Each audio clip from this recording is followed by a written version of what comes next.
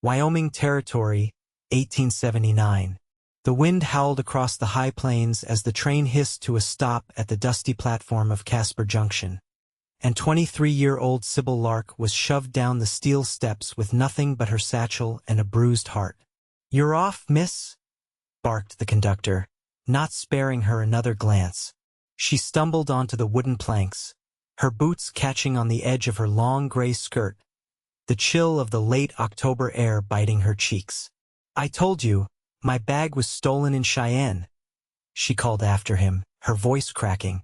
"My money was in there. I just need to wire my uncle in Oregon." The door clanged shut, and the train groaned back to life without her. Sybil stood frozen, watching the passenger cars slide past, her breath forming small clouds in the air. She gripped her satchel tighter, though it held nothing now but a comb, a worn Bible, and the photograph of her mother. Behind her, the platform was empty except for a man leaning against a stack of crates. He wore a long brown coat, a Colt on his hip, and a weathered Stetson pulled low over his eyes. He had been watching since the moment she was pushed off. He straightened slowly, boots thudding against the wood.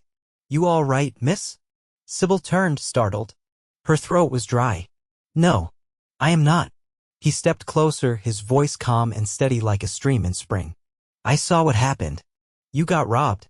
She nodded, jaw clenched. "In Cheyenne. Right out of the sleeping car. I tried to tell them. They did not care." "You headed somewhere?" "Walla Walla. My uncle has a vineyard there. He offered me work after my mother passed."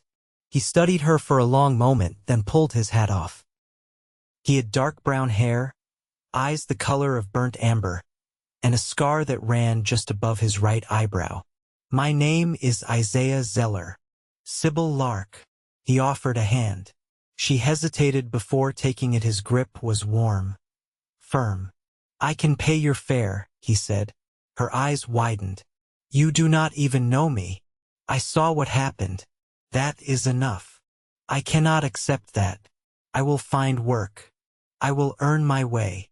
Sometimes," he said gently, "we just need someone to help us stand back up." She blinked hard and looked away. He dug into his coat and pulled out a small leather pouch. "The next train west comes through tomorrow. You will need a room tonight. I can get you settled. I do not take charity. I am not offering charity. I am offering kindness." She looked at him again, really looked. He stood like someone used to storms. Steady, quiet, strong, and something in her, some part that had been holding its breath since her mother died in Missouri, finally exhaled. "All right," she said, "but I pay you back." Isaiah gave a soft nod. "Fair enough." He led her across the street to a modest boarding house. Inside, the warmth of the hearth pushed away the cold. He spoke briefly with the woman at the front desk, handed over a few coins, then turned back to Sybil. "Room is yours. Meal too." She clutched her satchel close. "Thank you, Mr. Zeller." "Isaiah," he said. "Sleep well, Miss Lark." She paused. "Sybil." He tipped his hat and stepped back out into the snow-dusted twilight. That night, Sybil stood by the window of her small upstairs room, watching the wind kick up dust in the lamplight. She had nothing, and yet somehow, for the first time in weeks, she did not feel alone. The next morning, she found him outside with his horse, brushing frost from the saddle. "You ride?" he asked. "Not well." He smiled, just the faintest lift of one corner of his mouth. "I have some time before the noon cattle drive. Would you like to learn?" Sybil blinked at him. "Why are you doing this?" He looked at her straight. "Because you deserve better than what the world gave you." She stared at him, something tight in her chest loosening. "All right," she said. "Teach me." He helped her up onto the mare, guiding her hands to the reins. His fingers brushed hers warm, sure. Her heart stuttered. They rode slow through the edge of town, past the cottonwoods and the frozen creek. He told her about his ranch outside Rollins, how he had built it up after his father died. He had no family left, just a few good men and 1,000 acres of stubborn Wyoming land. "What about you?" he asked. Sybil kept her eyes forward. "My father left when I was 12. My mother passed in July. Consumption." Isaiah was silent a beat. "I am sorry." "She never gave up," Sybil said softly. She sewed every day until her hands cracked. She believed if we could just get west, things would be better. Isaiah looked over at her. She sounds like she had grit. She did. They came to a stop at the ridge overlooking the train tracks. The land stretched wide, golden under the winter sun. Sybil let out a breath. I feel like I can breathe out here. Good land is that. She turned to him. You really are a stranger in a Stetson. He raised a brow. Is that what I am? She smiled, the first real one in months. You paid my fare with more than money, you know. Isaiah looked at her, something quiet and certain in his eyes. No one should have to walk this world alone, Sybil. She swallowed. Maybe I do not want to get back on the train. You have family waiting. Maybe. But they are strangers now. You are not. He reached out and tucked a strand of hair behind her ear. What are you saying? She looked straight at him. I think I want to stay. Isaiah's hand lingered at her cheek, rough palm brushing her skin. Then stay. And just like that, the wind quieted and something settled between them, real, steady, and full of promise. The next morning, frost clung to the window panes of the boarding house and the scent of fresh bread drifted up from the kitchen below. Sybil sat on the edge of the narrow bed, lacing her boots slowly, the ache in her thighs a quiet reminder of the riding lesson from the day before. She'd slept, though not deeply, the sort of rest that came after weeks of unrest, shallow but unbroken, like the first thaw in icy soil. Downstairs, the dining room was nearly empty save for a ranch hand nodding over his coffee and the innkeeper's boy sweeping ash from the hearth. She was halfway through a slice of cornbread when the door creaked open and Isaiah stepped in, his coat dusted with road grit, his hat tucked under one arm. He spotted her at once. You still here? He said, not as a question. I am, she replied, folding her hands in her lap. I thought I'd walk to the telegraph office this morning. Let my uncle know I'll not be coming. Isaiah set his hat down on the table. You sure about that? I woke up with my mind clear. I haven't had that in a long while. She looked up at him. I meant what I said. He took the seat across from her. Then we'll figure something honest for you. There's a schoolhouse out near the Sweetwater River. Teacher left at the end of summer and no one's taken her place. I've never stood in front of a classroom. You read better than most and carry yourself with purpose. That's more than enough. She considered him a long moment. Why do you know so much about everything around here? I listen, he said simply.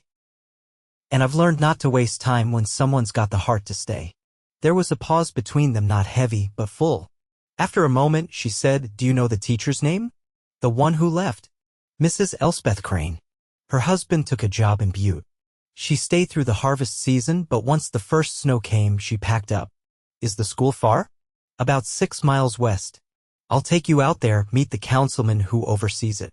Sybil nodded, then reached for her coat. I don't want to be idle. My mother always said hands at rest gather sorrow.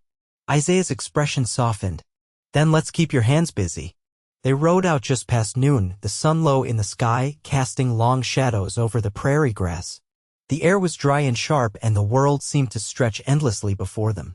Sybil rode a smaller gelding this time, her seat more confident than the day before.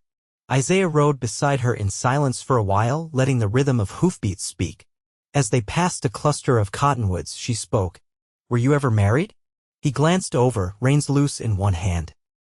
No, ever come close? A few years back there was someone. She wanted city life. I didn't. He said it without bitterness. And you haven't looked since? I wouldn't say that. I just haven't found someone who wanted the same kind of quiet. They crested a small hill, and the schoolhouse came into view, a single-story structure with a pitched roof and a small bell tower, its paint weathered but intact.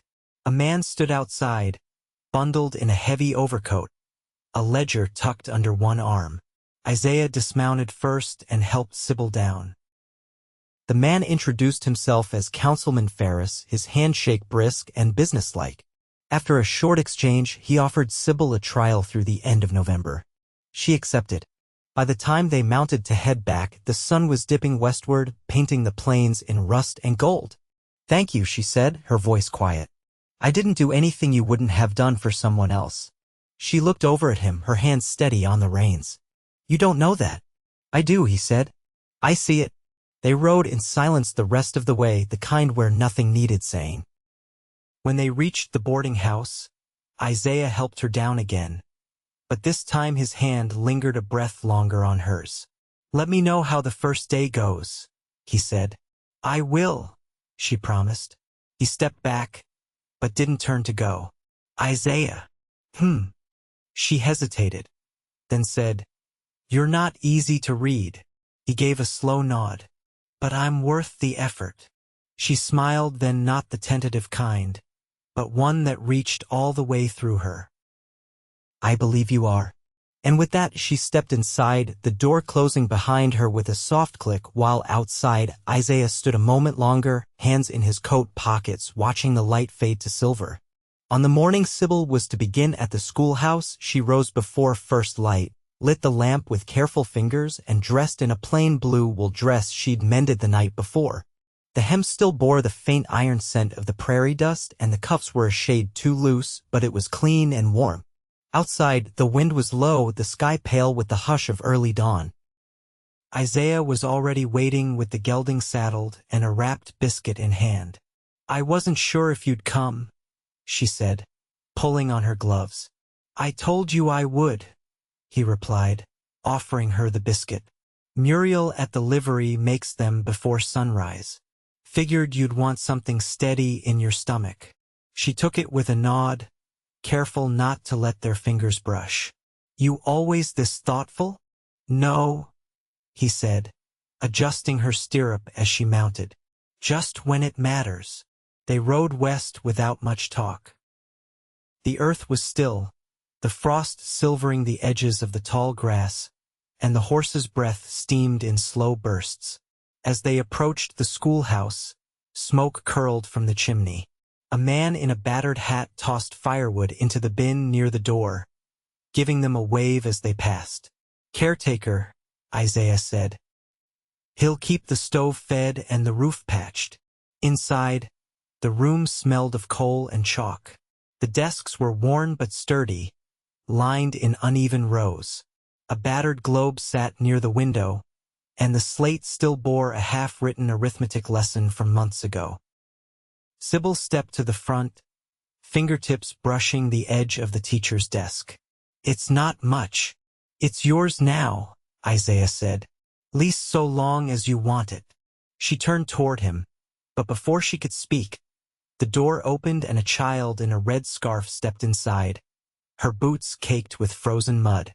Another followed, then two more, each shrugging off coats and settling into the room like it wasn't the first day of anything. Isaiah leaned close. "You'll do fine." She looked at the children, then back at him. "Stay until the bell?" He nodded once, then took a seat at the back, arms crossed over his chest. Sybil cleared her throat. "You can call me Miss Lark," she said. "Take your seats."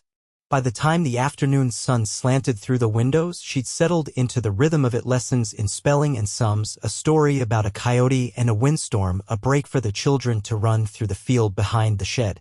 She corrected posture, praised neat penmanship, and learned 3 names. She did not once look toward the back of the room, though she felt Isaiah's presence there the entire time. When the last child left, scarf trailing behind her in the wind, Sybil sat down on the edge of the desk, her back aching. Isaiah stood. "You looked like you'd been doing it 10 years.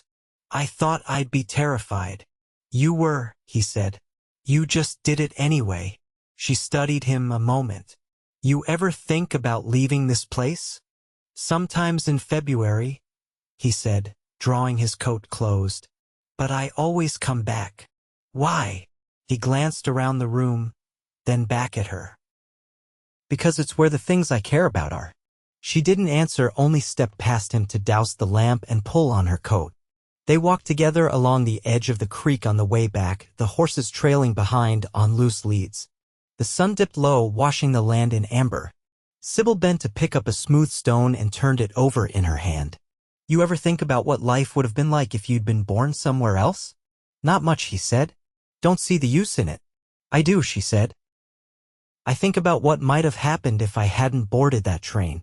He looked over at her, but she didn't meet his gaze. She dropped the stone back onto the path. I think about it a lot. They stopped at the fence line outside town.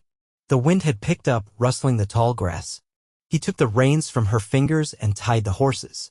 You haven't asked what I want out of all this. I figured you'd tell me when you were ready. He stepped closer, not touching her, but close enough that she could feel the warmth of him through the chill. I want to build something with someone who doesn't scare easy. Someone who's known loss and still wants more from the world. She looked up at him, her breath catching. And you think that's me? I know it is. The air between them shifted, the silence full of something new.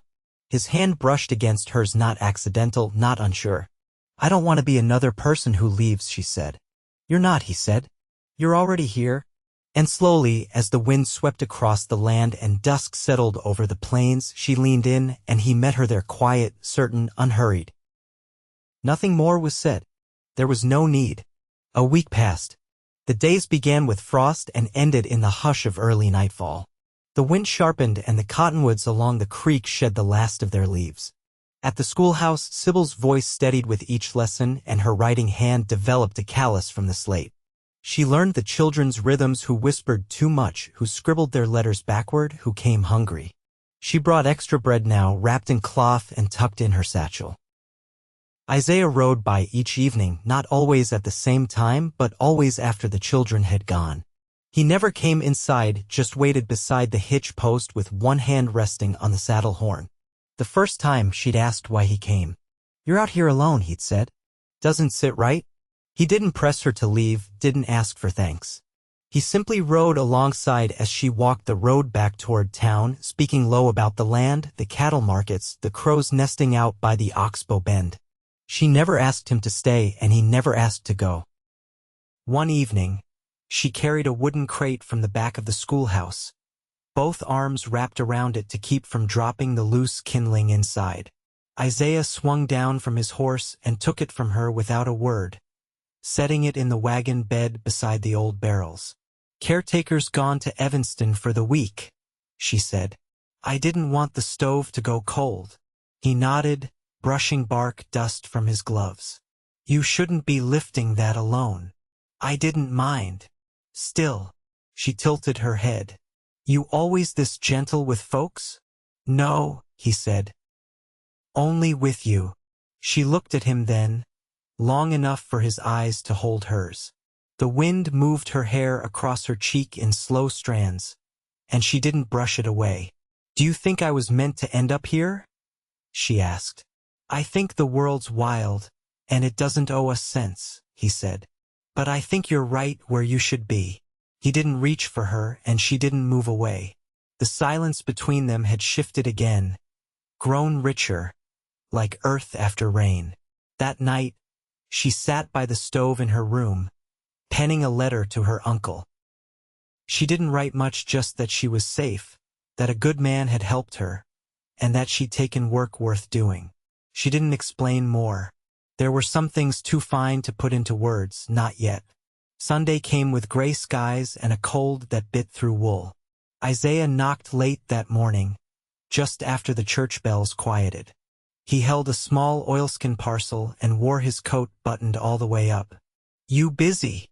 She stepped aside to let him in, setting aside the shawl she'd been mending. No, come in. He handed her the parcel. Saw this at the mercantile. Thought maybe you needed one. Inside was a pair of gloves, simple, dark brown, well stitched. My fingertips have been going numb, she admitted. I figured, he said. She ran her fingers along the seams. You always pay attention? Only when something matters. She stood quiet a moment, then said, I've never had someone look out for me like this. You have now. She folded the gloves in her lap. You were right about the school. I didn't know I'd take to it, but I did. You've got a way of making people stand a little straighter. She smiled faintly. Do you? I do now. She looked at him, his coat still wet with melted snow at the shoulders, his boots tracking in bits of gravel and frost. You want coffee? I'd stay for it. She moved to the stove, poured water from the kettle. As it heated, the room filled with quiet warmth and the scent of boiled beans. When she handed him the mug, their fingers touched just once, just enough. He cupped it in both hands. "You planning to stay through winter?" "I want to. Then I'll help you get ready for it. You'll need more firewood. Extra blankets.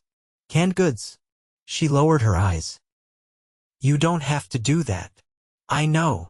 When she looked up again, something softened in her. "You said once you wanted to build something with someone who didn't scare easy," she said. He nodded. "I'm not scared." He stepped closer, careful, like approaching a skittish colt. "Then tell me what you want." She didn't look away. "I want to live where I'm seen. I want to warm a table that matters to someone. I want to wake up and know I'm not alone anymore." Isaiah reached out then, not rushed, not hesitant. He took her hand, held it between both of his. "I never thought I'd find that in someone who fell off a train," he said. She laughed once, quietly. "Neither did I." He kissed her then, slow, sure, and without ceremony. It wasn't a question. It was something earned, something true. When they parted, she leaned into his chest, and he held her there, the wind tapping soft against the window pane. They stood like that for a long while, saying nothing because nothing needed saying. Sybil stepped from the doorway of the schoolhouse, scarf tied snug beneath her chin, and waited as Isaiah secured the last of the boards along the side wall. The wind had shifted east that morning, carrying the bite of a coming storm. He hammered the final nail, then leaned back to study his work. "You've done that before," she said, glancing at the newly fastened wood. "I've had to patch worse," he replied. "Snow drift heavy along the side. Better to close it up now." She tucked her gloved hands beneath her arms, watching him coil the rope and set it in the wagon bed. "You always know what to do before it needs doing. I've lived out here long enough to listen when the weather talks." She stepped closer, her boots crunching over the hard-packed soil. "You ever think about what else you might do? Besides this land, I mean." He looked at her, brows drawing in slightly. "No, but I've started thinking about who I'd like to do it with." She didn't smile, not quite, but something flickered in her eyes. "I was offered a small room behind the schoolhouse. It's not much, but it's warm. Councilman Ferris said I could use it through spring." Isaiah nodded once. "That's good. I was thinking," she continued, drawing her coat tighter. "Once the storm passes, I'd like to see your place. You've mentioned it, but I haven't seen it for myself." He picked up the hammer, slid it into the saddlebag. "You're welcome anytime." She hesitated, then said, "I could bring bread and something for supper. I've kept a fire going most nights," he said, his voice softer now. "It wouldn't be the first time I've waited on someone who didn't come." Sybil stepped closer, the wind catching her hair as it slipped from beneath the scarf. "I'm not them. I know." They stood quiet for a time, the land stretching wide around them, gray clouds thickening in the distance. A pair of crows lifted from the bare cottonwoods and wheeled eastward, wings dark against the pale sky. "I'd like to bring something of my own," she said. "If I come." Isaiah reached slowly, his hand brushing the edge of her coat sleeve. "You've already brought more than you know." By the time the storm arrived that night, she'd moved her things into the small room behind the schoolhouse.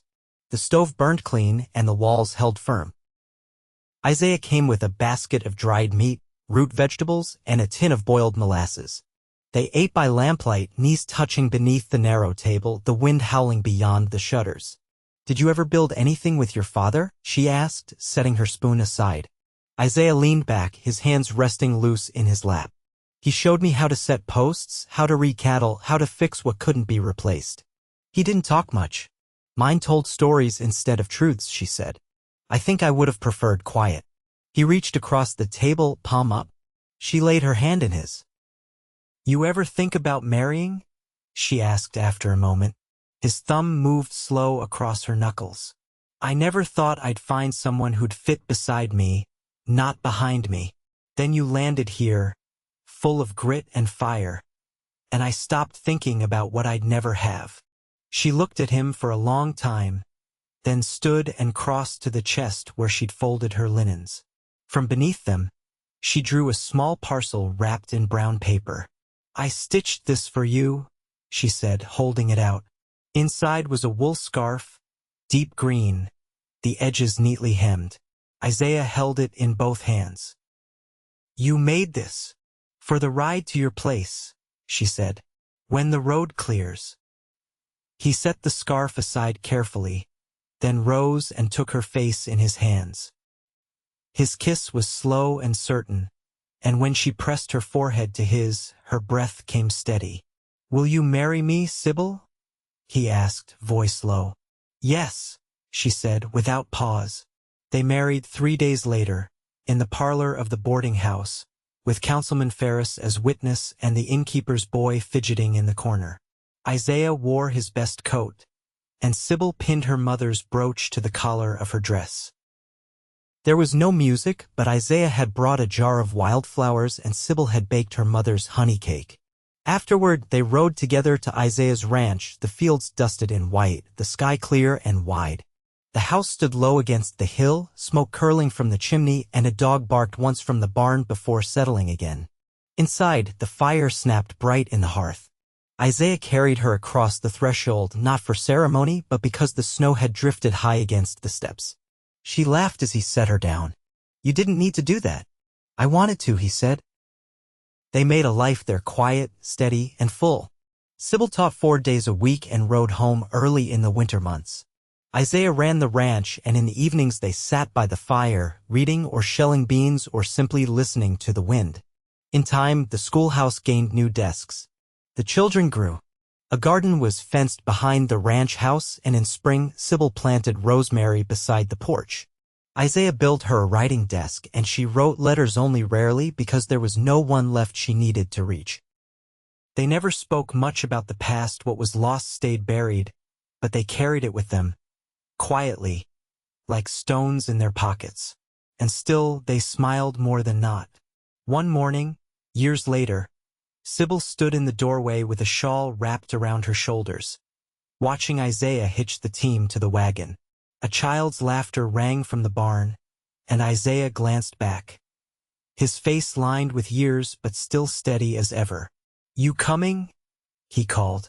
She stepped out onto the porch, her boots crunching over the gravel. "Always," she said.